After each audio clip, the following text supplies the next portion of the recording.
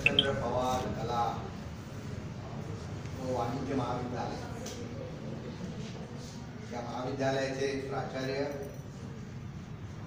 Doctor Thorat sir, उपप्राचार्य doctor विशाल sir, ग्रंथालयाच्या ग्रंथपाल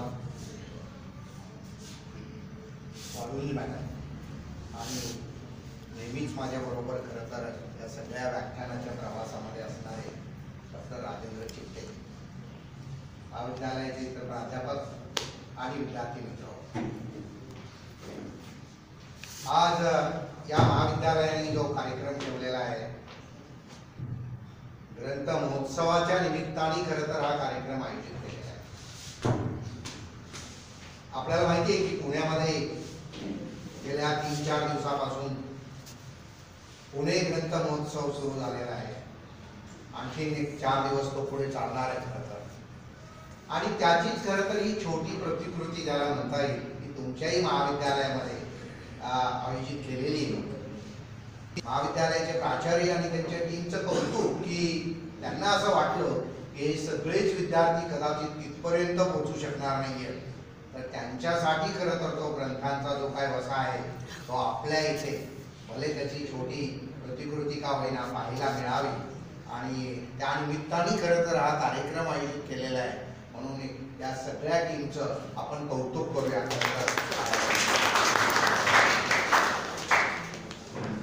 मित्रांनो, आयोजकांनी या व्याख्यानाचा जो विषय ठेवलेला आहे ग्रंथ प्रदर्शन तर आहेच आहे, तुम्हाला त्याच्यानंतर खरं तर पाहून याच्यानंतर बघायचं आहे. वाचन संस्कृती काळाची गरज अशा पद्धतीचा विषय ठेवलेला आहे.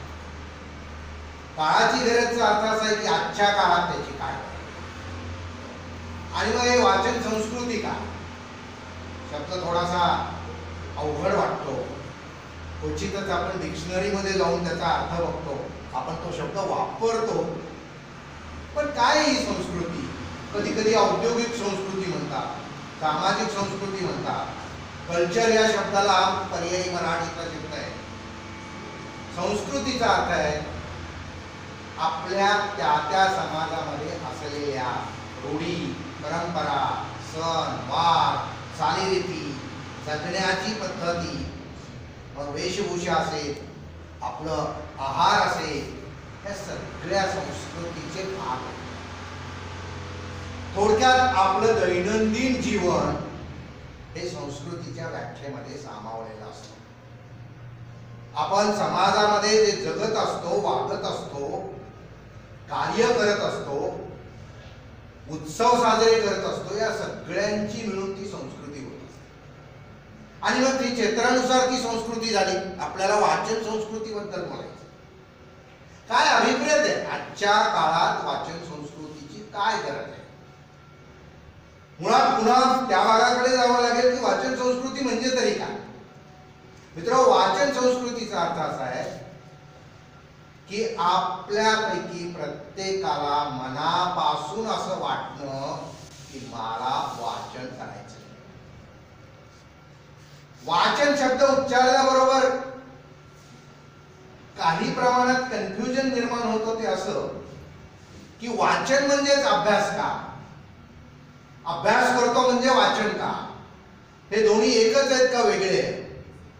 मित्रहो, मला मुद्दाम सांगायचंय या दोन्ही गोष्टी वेगळ्या आहेत. तुम्ही जेव्हा परीक्षेच्या निमित्ताने जे वाचन करता, गुण मिळवण्यासाठी जे वाचन करता, वर्गातला एखादा अभ्यासक्रम पूर्ण करण्यासाठी जे वाचन करता, तो अभ्यास झाला. आपला हेतू अगदी मर्यादित असतो. व्याख्या पाठ करणं, कार्य पाठ करणं, तुलना करता येण्यासाठीची तयारी करणं आणि ती त्या उत्तरपत्रिकेत लिहिणं आणि त्याच्यानंतर चटकन विसरून जाणं. आता सेमिस्टर पॅटर्न मध्ये तर असंच आहे, लर्न फास्ट फॉरगेट फास्ट. पूर्वी वार्षिक परीक्षा असायच्या तेव्हा खरं तर पहिल्या दिवशी शिकवलेलं एप्रिल पर्यंत लक्षात ठेवावं लागायचं. आता ती भानगड नाही, सगळंच फास्ट झालंय ना, विसरणंही फास्ट झालंय. तुम्हाला सांगतो, मध्ये तरी असा एक प्रयोग केला गेला. 12वीच्या मुलांना परीक्षे झाल्यानंतर, पेपर दिल्यानंतर 1 तासाभराने पुन्हा तोच पेपर दिला. जी प्रश्नपत्रिका 3 वाजता पेपर संपला, मुलं बाहेर आली, 1 तास जाऊ दिला आणि 1 तासानंतर तीच प्रश्नपत्रिका त्यांना परत दिली, सोडवा.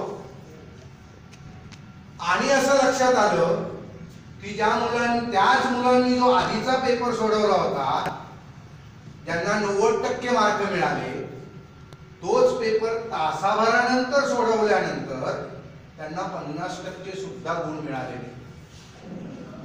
म्हणजे तासात विसरण्याचा वेग किती आहे बघा. 40% आपण विसरून जातो एका तासात. म्हणून आपण जे परीक्षेसाठी वाचन करतो ते कदाचित जीवनात आचरणात आणत नाही, तो म्हणजे अभ्यास. मग वाचन म्हणजे काय? अशा पद्धतीच्या पुस्तकांचं आणि अशा पद्धतीने केलेलं वाचन की ज्याचं आपण आपल्या जीवनामध्ये अवलंबन करणार आहोत, आचरणात आणणार. म्हणून वाचन संस्कृतीचा एक भाग असा आहे की अशी संस्कृती, असा समाज ज्याच्यातला प्रत्येक नागरिक स्वच्छेने वाचन करतो. हो, त्याला बळजुगरी नाही केली जात. अदरवाईज आपल्याला माहिती आहे की पालक आणि शिक्षक सांगत असतात, अरे वाचा. खरं तर तेव्हा ते वाचा म्हणजे अभ्यास करा असंच सांगत असतात, पण ते अंडर कंपल्शन. दुसरी गोष्ट वाचन संस्कृतीची अशी आहे, असा समाज की ज्या समाजातल्या प्रत्येक कुटुंबामध्ये पुस्तक आहे आणि ती व्यक्तिमत्व विकासाची पुस्तक आहे. अगदी जी धार्मिक पुस्तकं ही सगळी व्यक्तिमत्व विकासाची पुस्तक आहे. आपला जो गीता नावाचा ग्रंथ आहे तो सुद्धा म्हटलं तर व्यक्तिमत्व विकासाचाच आहे. अर्जुनाच्या सगळ्या प्रश्नांची उत्तरं बापू काळेंनी पुस्तकच लिहिले त्याच्यावर. आम्ही सगळे अर्जुन. म्हणजे काय? आपण सतत द्विधा मनस्थितीत असतो, शंका असतात आणि मग कोणीतरी त्याचं निरसन करावं लागतं. म्हणून तिथपर्यंत बघितलं तर आपण सगळे अर्जुन आहोत. आणि उत्तर कोण देतं त्याचं? गीता हा ग्रंथ देतो. म्हणून आपल्या प्रत्येकाच्या घरी पुस्तकं असणं, क्रमिक पुस्तकाच्या पलीकडचं म्हणजे वाचन संस्कृती. वाचन संस्कृतीचा अर्थ असा आहे की त्या समाजातली सगळेच नागरिक पुस्तकांवर भरभरून बोलतात.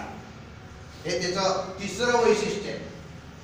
स्वेच्छेने वाचन करणं, पुस्तकं असणं, पुस्तकांवर भरभरून बोलणं, चर्चा करणं, मंथन करणं, विचार करणं. पुस्तकं आणि त्यातला विचार याची देवाणघेवाण करणं. पुस्तकांबद्दल किती बोललं जातंय आपल्याला माहिती का? ऑलमोस्ट काही नाही, कारण वाचन नाहीये. तो पहिला भाग संस्कृतीचा आहे. आणि याच्या पलीकडे जाऊन असा समाज की ज्याच्यामध्ये प्रचंड प्रमाणात लेखन केलं जातंय, पुस्तकं प्रकाशित होत आहेत, ग्रंथालय आहेत, असा सगळा समाज म्हणजे वाचन संस्कृती असलेला समाज. म्हणजे केवळ वाचणारी लोक म्हणजे वाचन संस्कृती नाही, तर ती लिखाणापर्यंत पोहोचली, ती घरापर्यंत पोहोचली, प्रत्येक व्यक्तीपर्यंत पोहोचली, कुटुंबातली, तर ती वाचन संस्कृती. मुद्दा यांचा असा आहे की वाचन संस्कृतीची काळाची गरज. आजची काय गरज आहे? काय गरज आहे आज? आता आपल्याला बघावं लागेल आजची काय परिस्थिती आहे. आजची खरी अस्तित्वात असलेली, प्रॅक्टिस मध्ये असलेली संस्कृती ती मोबाईल संस्कृती. बरोबर आहे ना? तुम्हाला अनुभव आला असेल, नसला तर इमॅजिन करा की तुमचा मोबाईल 1 तासभर हरवला. काय होतं बघा. UGC मध्ये एका मॅडमचा फोन हरवला. वयस्कर होत्या, मी होतो त्या UGCच्या ऑफिस मध्ये, आणि ऑलमोस्ट म्हणजे त्या संपल्यातच जमा होत्या. एवढ्या अस्वस्थ झाल्या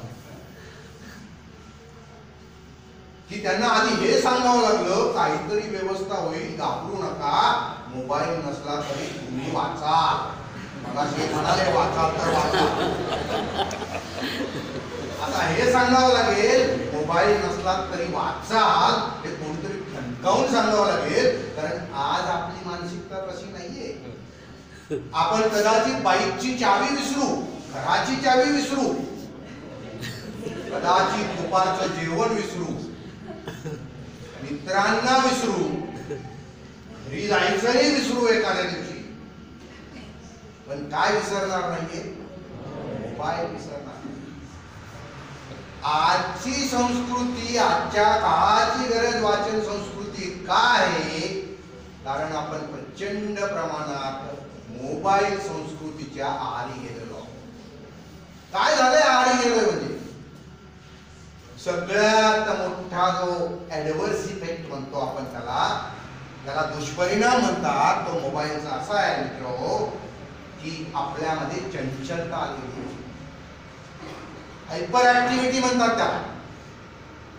आपल्यामध्ये वेग हा आपल्या रक्तात, विचारात एवढा भिनलेला आहे की जेव्हा आपण बघतो की समोरचा सिग्नल खूप वेळ म्हणजे खरं 30 सेकंदाचाच असतो, तेवढा वेळ जरी तो लागला तरी आपण म्हणतो अरे काय सिग्नल आहे का काय, किती वेळ. आणि मग जर आपल्या काहीतरी डाउनलोड करताना ते जर मोबाईलच्या ह्याच्यावर चक्कर फिरायला लागलं की आपण लगेच मोबाईल आपटतोच, पण जरा थांबतो कारण मागडा असतो ना, पण आपटण्याच्याच मानसिकतेत असतो. काय वेग आहे. घरी जेवायला मिळायला थोडा उशीर झाला आईकडून द्यायला की हाच वेग तिथे पण आपल्याला उद्वेगाने बाहेर पडतो. सगळीकडे आपल्याकडे वेग घुसलेला आहे. चंचलता ह्याही अर्थाने आलेली आहे आपण कशावरच कॉन्सन्ट्रेशन करू शकतो, लॅक ऑफ कॉन्सन्ट्रेशन. आणि म्हणून आज वर्ल्ड हेल्थ ऑर्गनायझेशननी अटेन्शन डेफिसिट डिसऑर्डर म्हणजे लक्ष विचलन हा आजार म्हणून त्याला मान्यता दिली. तुम्ही म्हणाल नाही नाही नाही.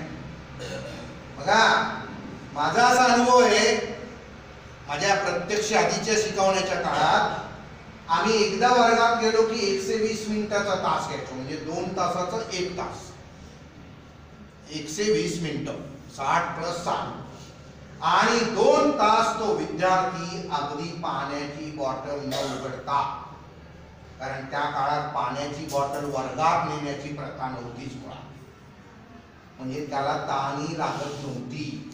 त्याचं सगळं कॉन्सन्ट्रेशन कशावर असायचं? काय शिकवलं जातंय त्याच्याकडे. आता आपली बॉटल नसली तर तो शेजारची ओढून घेतो, आणि जर अगदीच धाडसी विद्यार्थी असेल तर मास्टर समोरच मोबाईल बघतो, किती वाजले, कधी संपणार आहे याचं. आणि थोडा जर त्याला काय म्हणता येईल शाय द्यायचं असेल तर असा बघतो, पण बघतोच. काय बघतो? व्याख्यान सोडून बाकी सगळं. का होत हे?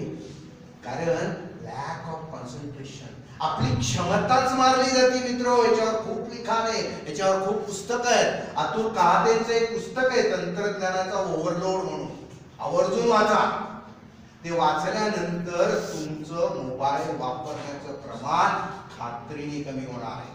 मित्र मोबाईल वापरायलाच पाहिजे, पण मोबाईल हा आपला मालक होता कामा नये. वेठबिगारीमध्ये काय असतं माहितीये ना, की मालक सांगतो तोपर्यंत काम करत राहायचं. आता काय झालंय, मोबाईल म्हणतो तोपर्यंत त्याला बघत राहायचं, आणि मग तो कधी म्हणतो का थांबा म्हणून? नाही ना. बघा आपल्या सगळ्यांचं झोपेचं गणित बिघडून गेलेलं आहे मोबाईलमुळे. आणि ही चंचलता कशामुळे आलेली आहे? कारण एक हायपर लिंक सोडली की तिथेच दुसरी असते, तिथूनच तिसरी, तिथूनच चौथी. हे जे हायपर लिंकचं प्रमाण आहे एका परीने खरं तर आपल्याला योग्य त्या पुढच्या लिंककडे घेऊन जातं, पण ते तिथपर्यंत थांबत नाही, ते आपल्याला थांबूच देत नाही. आपण काहीतरी शोधायला म्हणून जातो, 5 मिनिटात शोध संपवणार आहे असं ठरवतो, प्रत्यक्षात 2 तास कधी निघून जातात हे आपल्याला कळत. मला असं वाटतं की जी आजच्या मोबाईलची 2 दुष्परिणाम मी सांगितले, एक चंचलता, दुसरं अटेन्शन डेफिसिट डिसऑर्डर. चंचलता का तर हा बघितला तो बघितला तो बघितला. तुम्हाला माहिती आहे मोबाईल आणि वाचनातलं संशोधन सांगतं की आपण एका स्क्रीनवर 10 सेकंद असतो. 10 सेकंद 11व्या सेकंदाला आपलं बोट फिरतं. असं मी खूप ठिकाणी मजेने म्हणतो, डार्विनच्या सिद्धांतानुसार पुढची जनरेशन जी जन्मतील ती बाळांची जी बोट असतील ती अशी जन्मल्यापासून हालायला लागलेली होऊ शकणार. कारण बघा, असं आपलं बोट कदाचित झोपेतही हालत असेल, माहित नाही. कोणाला तरी त्याचा फोटो काढायला सांगा, व्हिडिओ काढायला.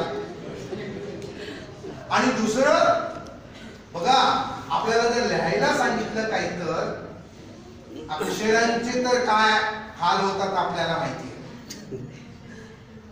पण टाईप करायला सांगितलं तर 2 अंगठे, अंगठ्याचा एवढा उपयोग जगात कधी झाला नसेल. म्हणजे कधीतरी अंगठे बहादर हे अपमान करण्याचे म्हणून वापरलं जाणारं साधन होतं. आता आमचे विद्यार्थी आणि तरुण मित्र अंगठे बहादरच झालेले आहेत तसं. आणि अंगठा नाही, आता अंगठे, म्हणजे दोन्ही पण. तुम्ही बघितलं असेल, खरं तुमचाही तो अनुभवच असेल, किती भरपूर भरपूर भरपूर. मी टायपिंगची परीक्षा पास झालो, 40चा स्पीड 60चा स्पीड असं काहीतरी असतं त्याच्यामध्ये. आता यांचा स्पीड कितीचा आहे, 100 150 200, म्हणजे एका मिनिटाला किती अक्षर टाईप करतात ते मोजतात. मला असं वाटतं की हा जो मोबाईलच्या आहारी जाण्याचा प्रकार. तिसरा दुष्परिणाम मित्रो या मोबाईल संस्कृतीचा, विस्मरण व्हायला लागलं. लक्षात आपल्या कमी राहते. मुळातच मोबाईलमुळे आपल्या आई बाबांचे, बहीण भावांचे मोबाईल आपल्याला पाठ नसतात, नवरा बायकोला पण एकमेकांचे पाठ नसतात. कधीतरी विचार करून बघा, काय मोबाईल आहे बाबांचा, थांबा बघून सांगतो. हे झालं मोबाईलच्या नंबर पर्यंत. काय होतं मित्र, मुळातच मनुष्य जो ज्याच्यासाठी त्याचं ज्याला अगदी युनिक फीचर म्हणतो ती म्हणजे त्याची स्मरण क्षमता, लक्षात ठेवण्याची क्षमता. किती लक्षात राहतं आपल्याला तसं म्हटलं तर. पण या मोबाईल संस्कृतीमुळे काय व्हायला लागले, ती जी चंचलता घुसलेली, पटकन काहीतरी माहित करून घ्या, पटकन विसरून जा, तर पुन्हा शोधतायत. मला असं वाटतं आपल्याला आत्ता वाचन संस्कृतीची जास्त का गरज आहे, किमान एक कारण हे आहे. आणि मग त्याच्या पलीकडे जाऊ, आज आमचा जो विद्यार्थी वर्ग आहे, जो तरुण वर्ग आहे, जे तुम्ही आहात, एका परीने अस्वस्थता आहे. असं नाहीये की मी या कॉलेजमध्ये प्रवेश घेतलेला आहे, मला बीकॉम करायचंय विथ कॉम्प्युटर, काय तुमचा कॉम्प्युटर सायन्स किंवा कॉम्प्युटरच्या नॉलेजसह, मग अर्थशास्त्र शिकायचंय, मानसशास्त्र शिकायचे, जे काही सब्जेक्ट्स आहेत ते त्याच्यामध्ये मी पूर्ण इन्व्हॉल्व झालेलो आहे. ही इन्व्हॉल्वमेंट आपली कमी होत चालली, कारण आपल्यामध्ये ती अस्वस्थता घुसलेली आहे.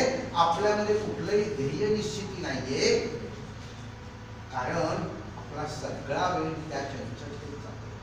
मित्र, आपल्याला पुस्तकं एवढं काही देतात की ज्याच्यामधून तुमच्या जीवनामध्ये प्रचंड परिवर्तन बदलाल. खरं जगण्याचा अर्थ असा आहे की तुम्ही काल जे होता त्याच्यापेक्षा आज वेगळे काहीतरी आहात, आणि आज जे आहात त्याच्यापेक्षा उद्या काहीतरी वेगळे आहात. आहे तसेच जर दिवस पालता झाला, नवीन दिवस उगवला, तर तुम्ही जगला नाही, फक्त तुमच्या आयुष्यातला एक दिवस कमी झाला, काहीच नाही.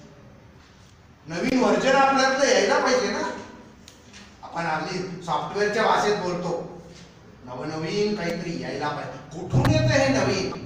ते नवीन देण्याचं काम मित्र पुस्तकं करतात. पुस्तकांमध्ये आपल्या जीवनामध्ये क्रांती घडवून आणण्याची क्षमता आहे, आणि म्हणून आपण वाचन करायला पाहिजे.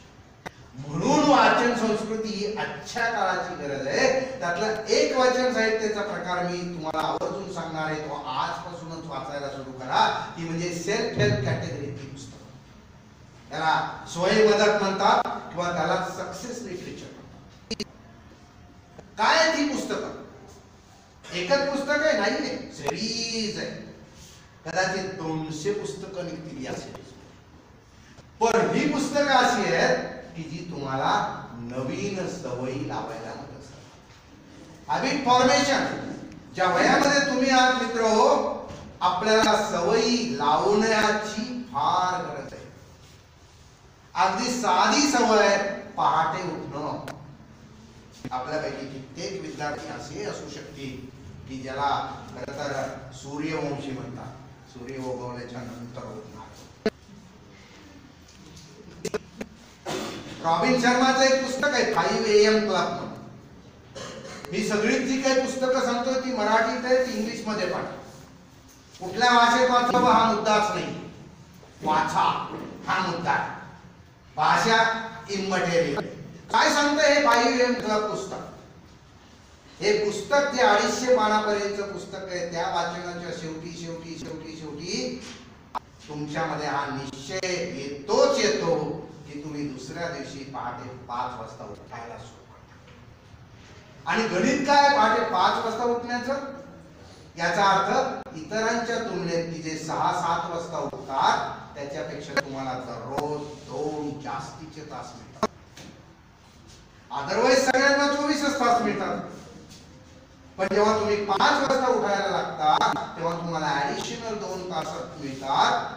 हे विद्यार्थी दररोज 2 तासाचा वेगळा अभ्यास करतील एखाद्या विषयाचं. तुमच्यामधला प्रत्येक विद्यार्थी IAS ऑफिसर होऊ शकतो.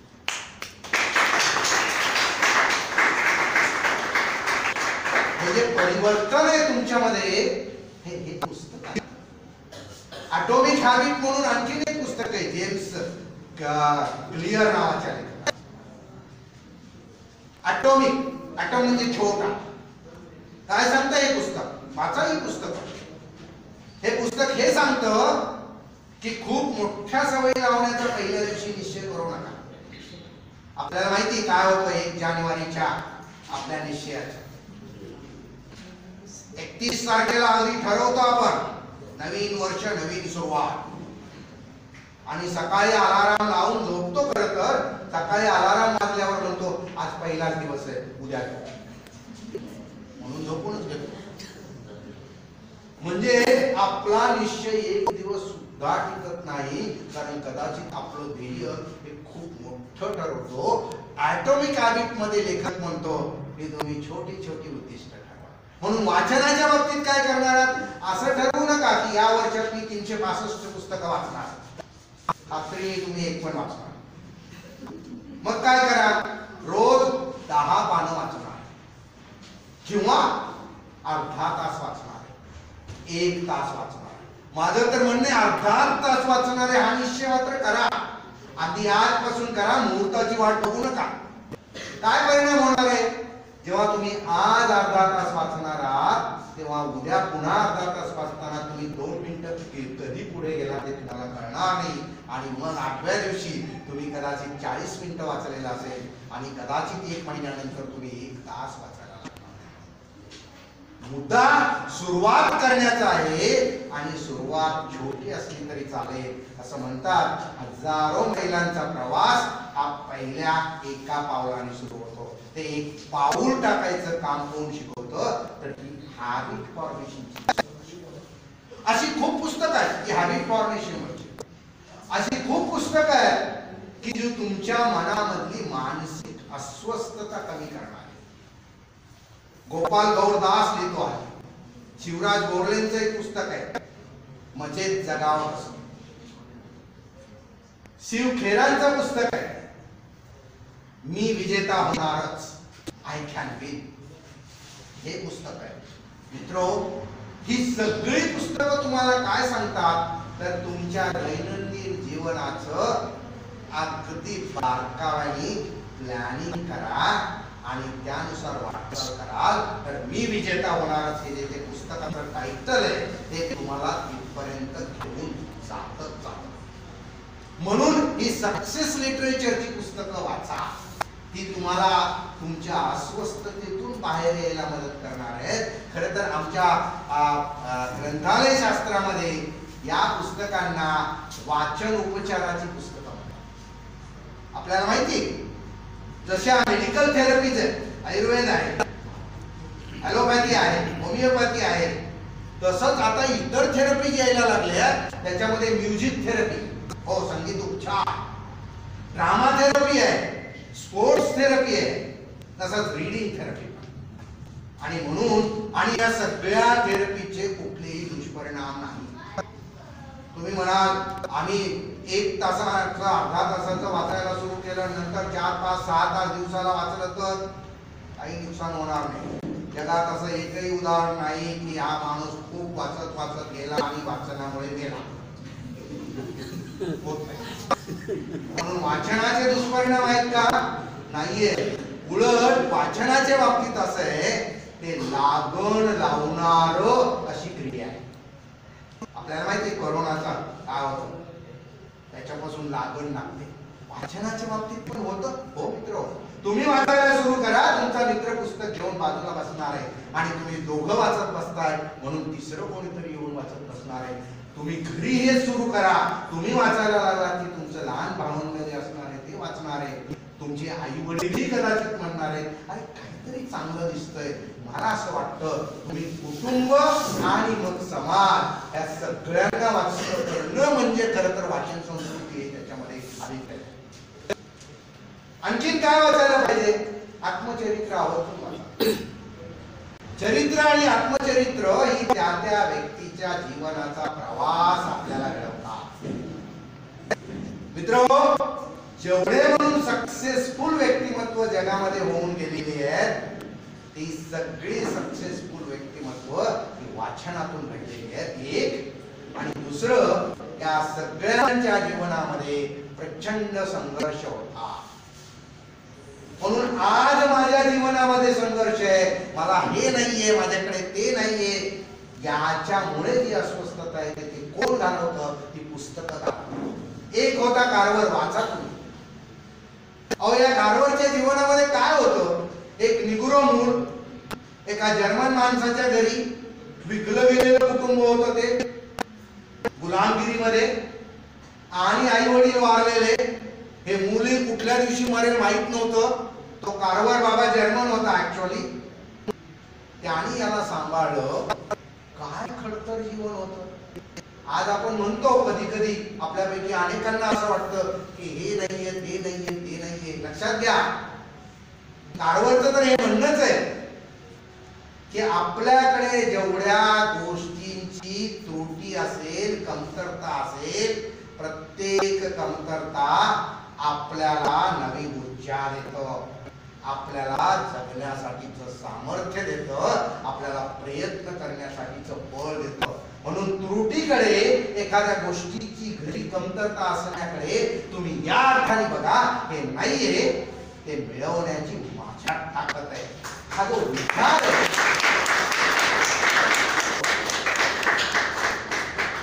हा विचार देण्याचं काम कोण करतं मित्र? म्हणून कार्व्हर आवर्जून वाचा. काहीही नव्हतं त्या माणसाच्या जीवनामध्ये.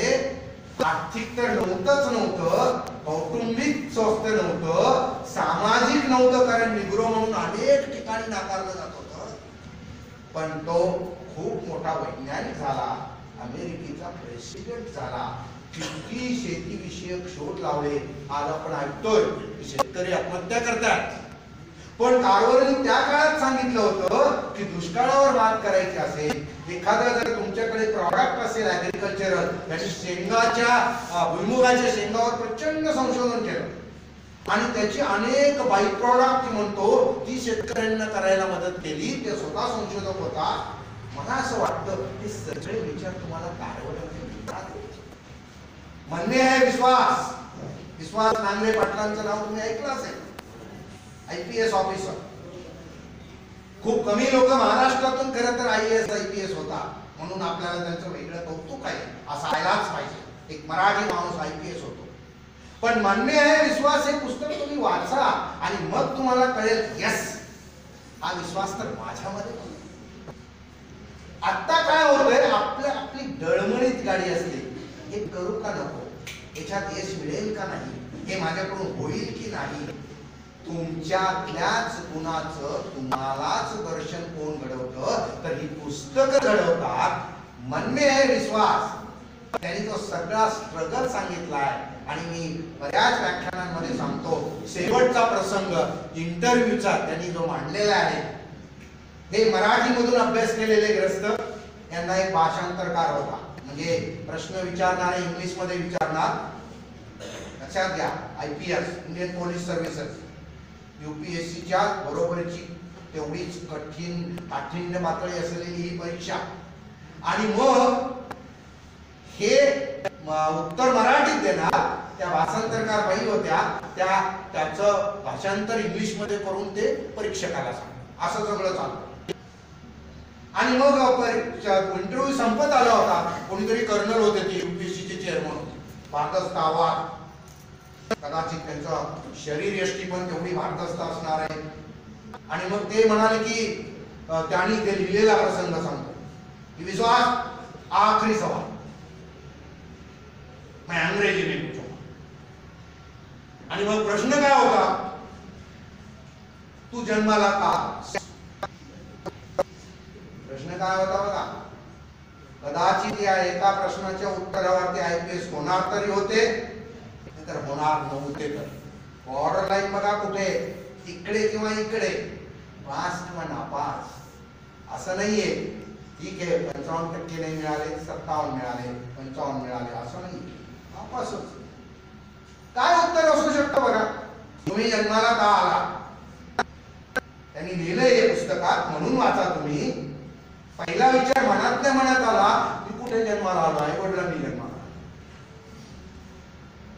बरोबर. आणि मग पण उत्तर तर द्यायचं होतं.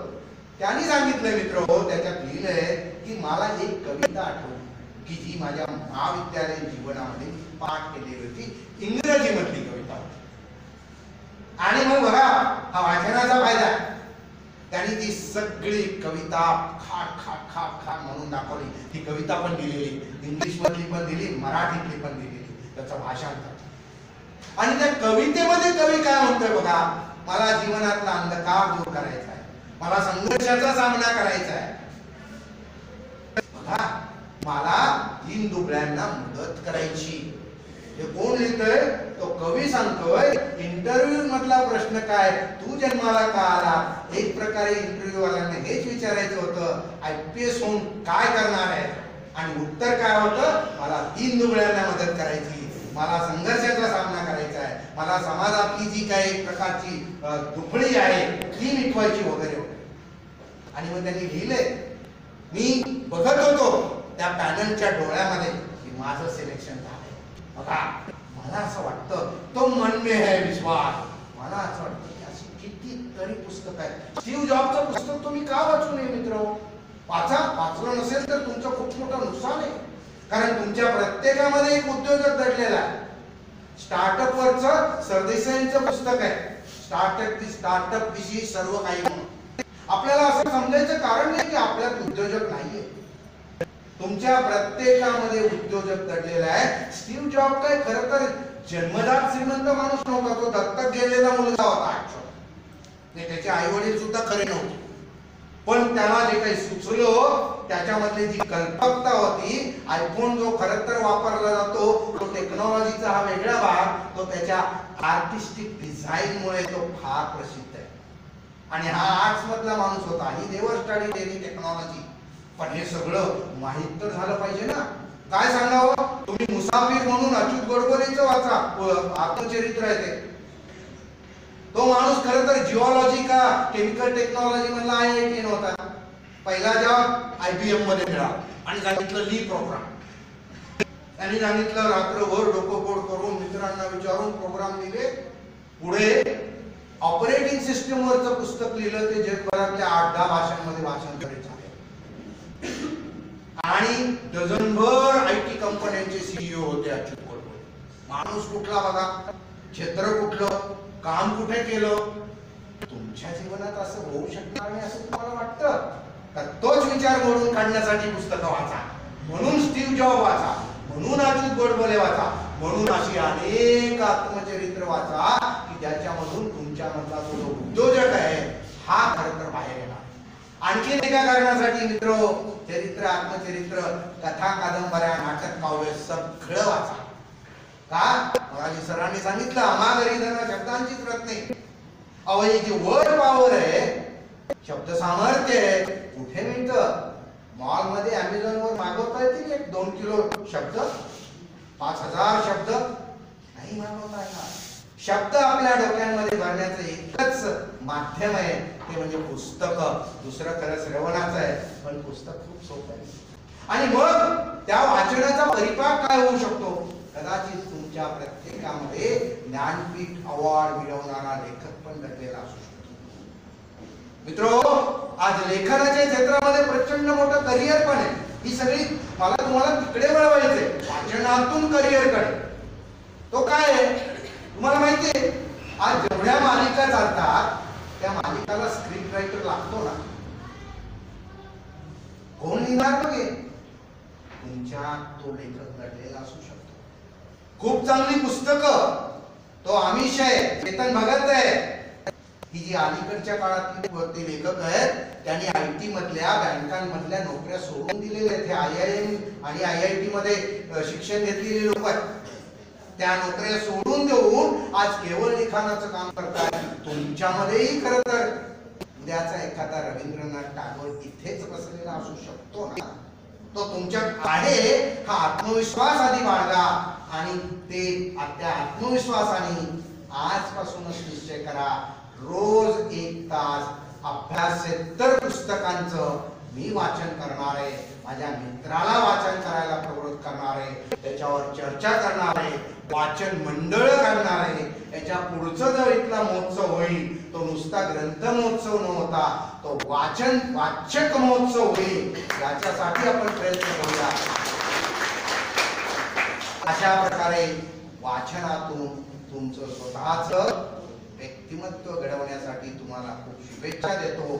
आपण सर्वच जण अशा प्रकारचा निश्चय करू की आपल्याला सरांना अभिप्रेत असलेली वाचन संस्कृती ही आपण आणू शकतो. त्याच्यासाठी कार्यरत राहू. त्याच्यासाठी तुम्हाला शुभेच्छा देतो. महाविद्यालयाने इथे येऊन आपल्याशी संवाद साधण्याची जी संधी दिली त्याच्याबद्दल महाविद्यालयाचे आभार मानतो. आपले आभार मानतो. थँक्यू.